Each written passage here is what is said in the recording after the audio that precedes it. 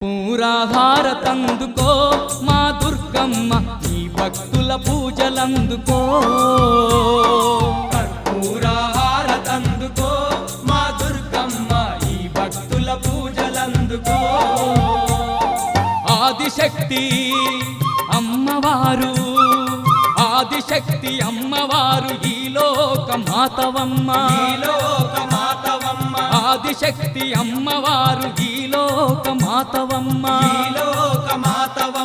ఈ భక్తుల రక్షింపగ విజయవాడల వెలసినావు కర్పూరహారతందుకో